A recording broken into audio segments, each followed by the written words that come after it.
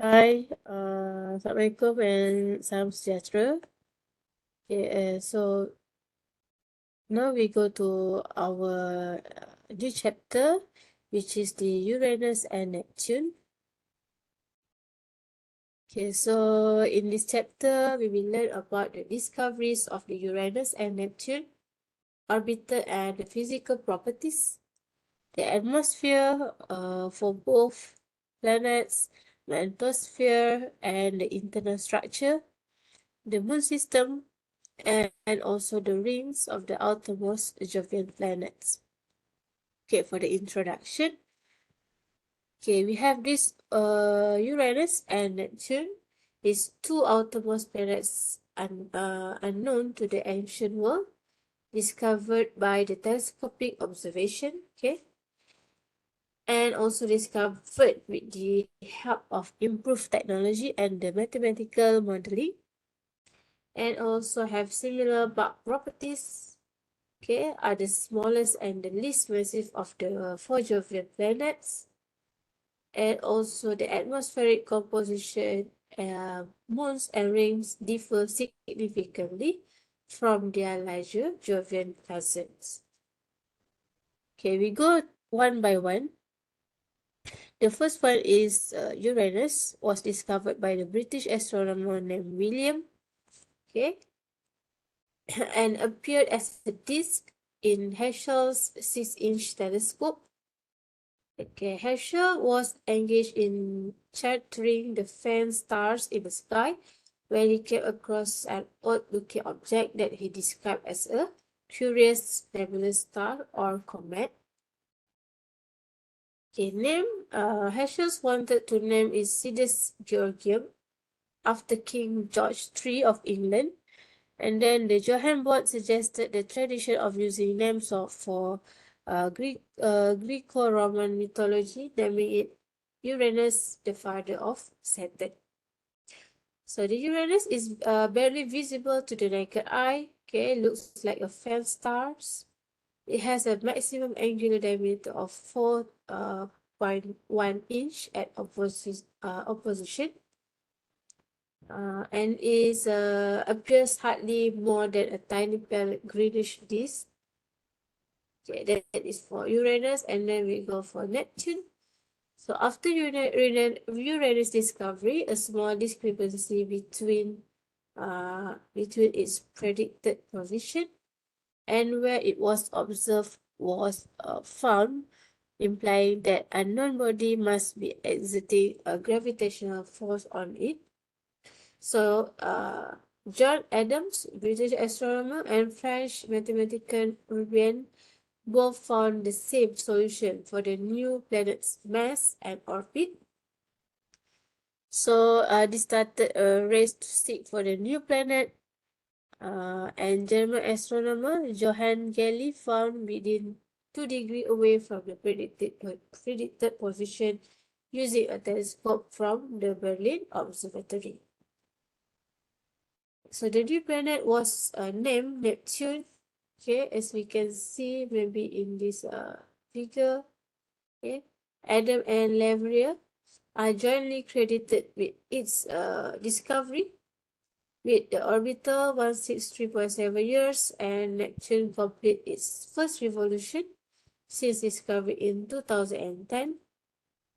So Neptune cannot be seen with the naked eye, but can be seen with a telescope as a bluish disk.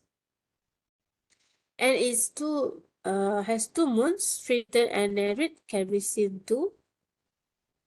Okay, so the discoveries of the Uranus and Neptune by Voyager 2 took close-up image of Uranus during its flyby in 1986 and 1989. Okay, so this one, so Uranus and Neptune. So they both have orbital semi-major axis. Okay, 19.2 and 30.1, lying just inside the Kuiper belt.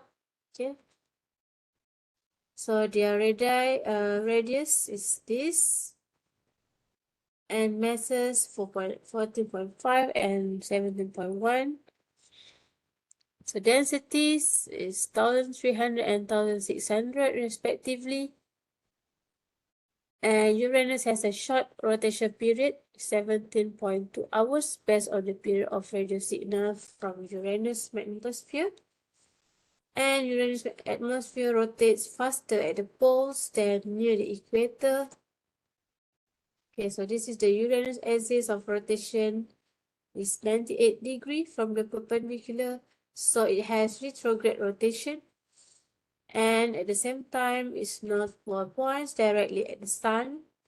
Okay, let's check it out about the retrograde motion. We have learned before. Okay, so the strange orientation of Uranus. Okay, we come to the orbital and physical properties. So during summer, the sun in the North Pole never sets and moves in a small 7-hour circle, counterclockwise around the celestial pole. Over time, the circle will gradually increase in size. Okay, the sun dipping slightly lower in the sky each day and eventually begin to set and rise. And reaching autumn equinox, the end night will be 8.5 hours long.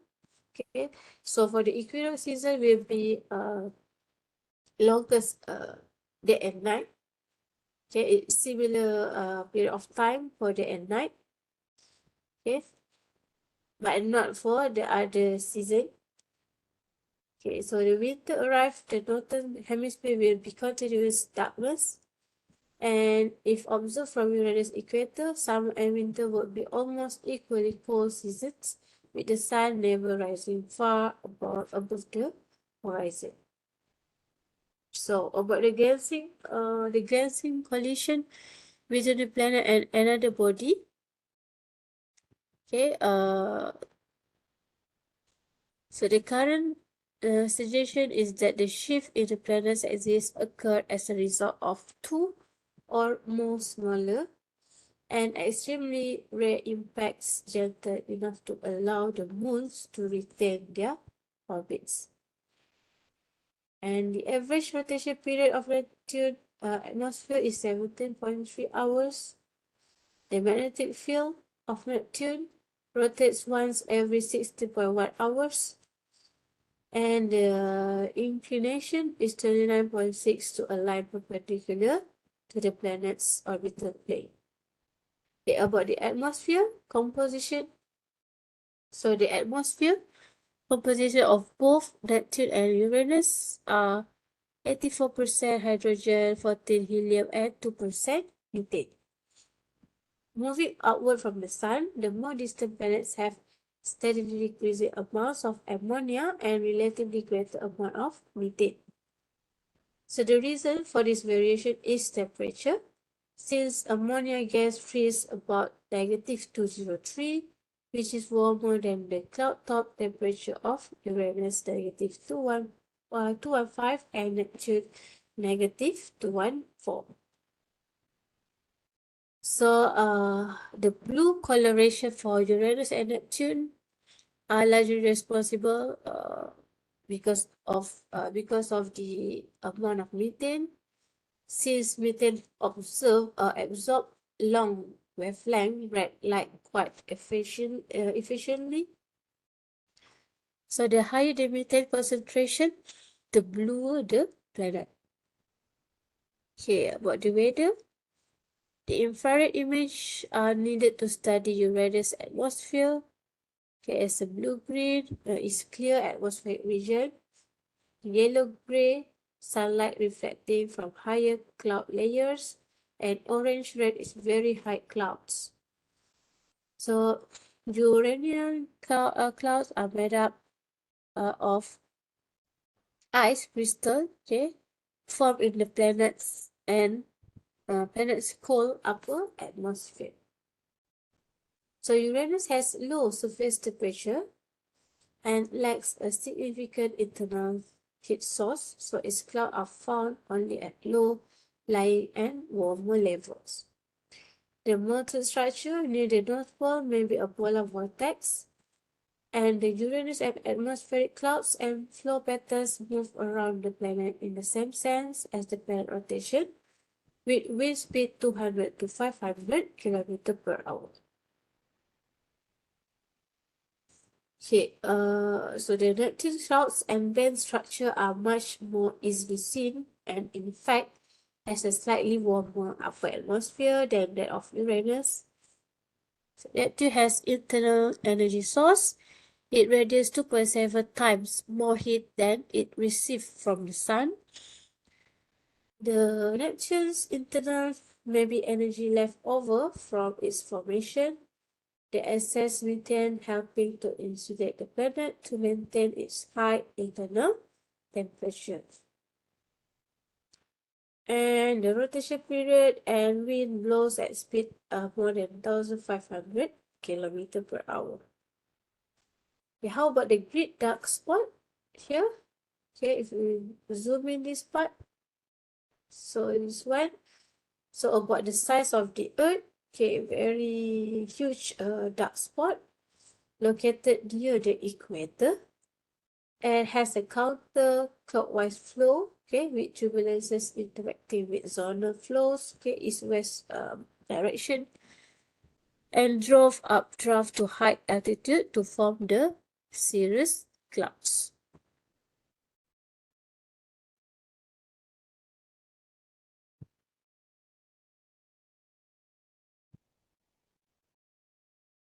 Okay. Okay, and also it's vanished in the 1990s. Okay, so we go to the next one is the magnetosphere and internal structure.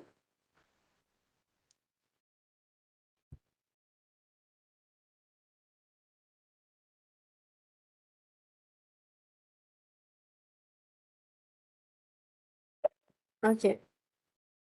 So the Uranus and Neptune have strong internal magnetic field, okay, 100 times of Earth. However, it is comparable in strength and at the cloud tops. Okay, so the magnetosphere populated largely by electrons, okay, and protons captured from the solar wind. And the Uranus magnetic field is still at about 60 degrees to the axis of rotation and displays 1/3 from the center of the planet. And Neptune field is also inclined to its of rotation at an angle of 46 degrees and also substantially offset from the center of the planet. Okay, as we can see here, okay, the rotation axis of the Earth, Uranus and Neptune. So we can see the difference in the inclination and the rotation axis. Okay, rotation axis and their magnetic field axis of rotation. About 60 degrees for Uranus and Neptune 46. You can see in this figure. So the internal structure of both planets are somewhat changes how the magnetic field are generated. And for theoretical model indicated that Uranus and Neptune have a rocky cores about the size of the Earth but 10 times more massive. However, the pressure outside their core is only strong enough to make the hydrogen in the core to stay in the molecular form. Okay, about the water clouds and which would contain the dissolved ammonia. Okay, so this is the figure for the internal structure of Jupiter, Saturn, and the Uranus and Neptune here. So the circulating electrical current of the conducting ionic layer of ammonia solution may occur in the regions far from their centers, explaining their misaligned magnetic field. So you can see the molecular hydrogen here on this layer, the rocky core. Okay, so we can differentiate with these three different feature. Okay, now we go to the moon system. Okay, the Uranus moons.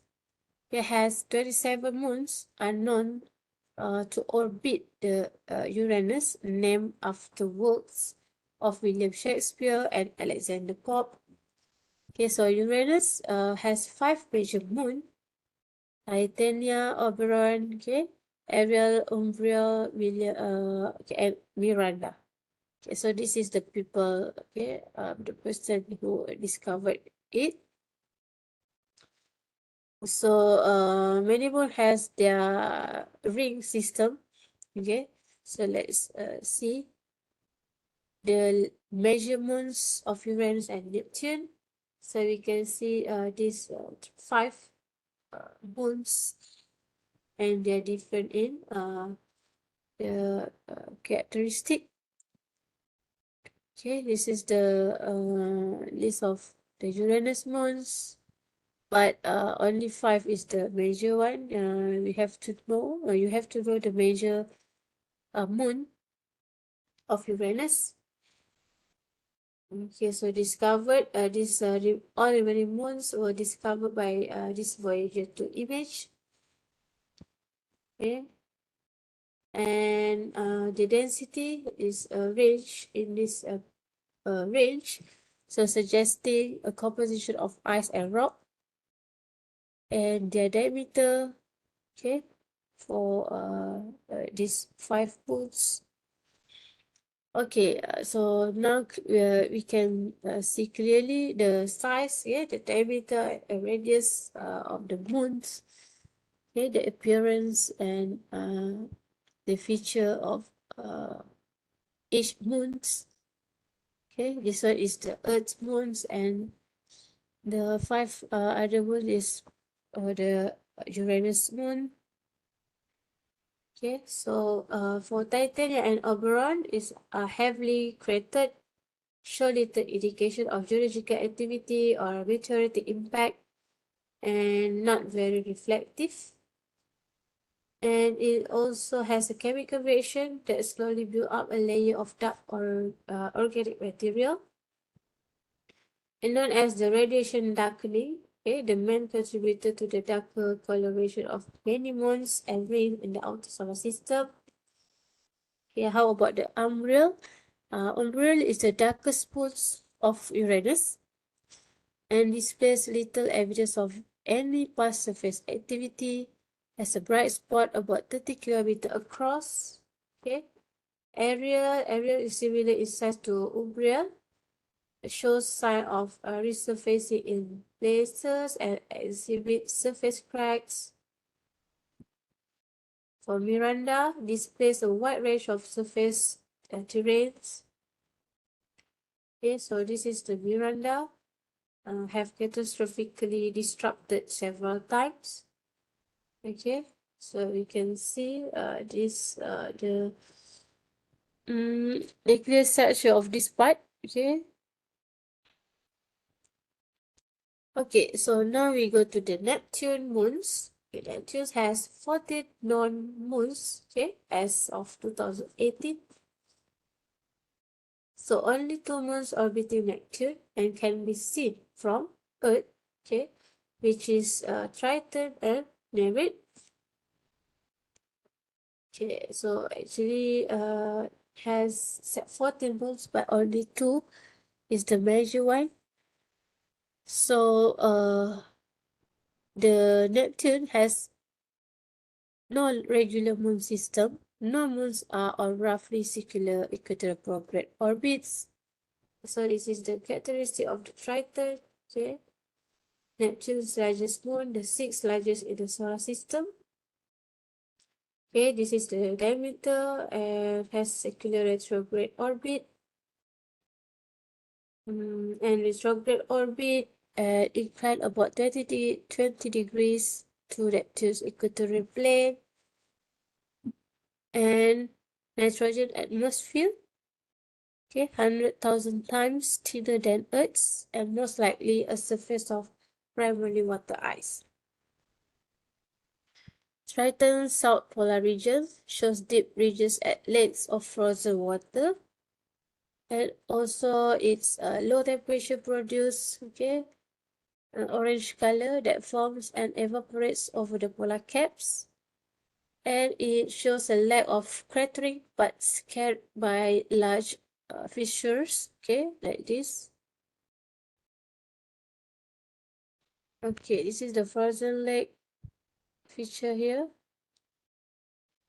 The Triton's odd catalog-like terrain may indicate repeated faulting and deformation over the moon's lifetime.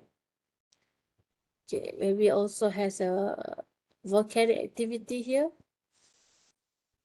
Okay. Okay, so the black streaks may have been formed when the geysers carried dark carbon-rich material from the Triton interior to the surface and further carried by the wind. Okay, and also maybe have some catastrophic event, okay, from the Triton's peculiar orbit and surface features. So they suggested that maybe have some catastrophic event on it.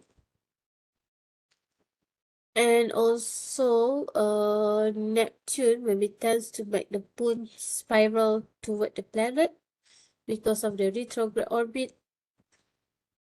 Okay, so for the Nereid is 340 kilometer across. In a prograde sense, has an elongated trajectory that brings it as close as 1.4 million kilometer and as far away 9.7 million kilometer from the Neptune. Okay, so this is the ring, okay, ring of the Uranus. Stellar occultation is the dimming of starlight as the ring pass in front of a star. It lead to the accidentally discovery of Uranus ring system, okay, by this stellar occultation, and happens only a few times per decade, used to study planetary atmosphere through the absorption of light. Okay, the ring of Uranus has 19 rings, okay, as you can see here. The main rings are named alpha, beta, gamma, delta, and epsilon in order of increasing the radius of this range. And all rings lie within the Roche limit of Uranus. For the fan rings, eta ring lies between beta and gamma. Rings 4, 5, and 6 lie between the alpha ring and Uranus. So we can see the number here. Okay, the ring of Uranus are dark, narrow, and widely spaced, a contrast of Saturn.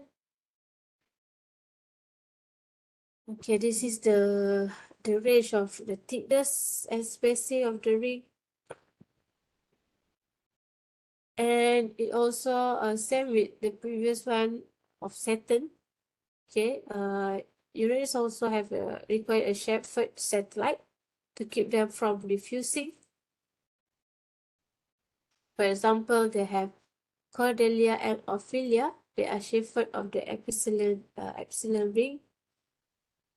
Okay, and the dark coloration result from radiation darkening. The outermost ring or Adam's ring. Okay,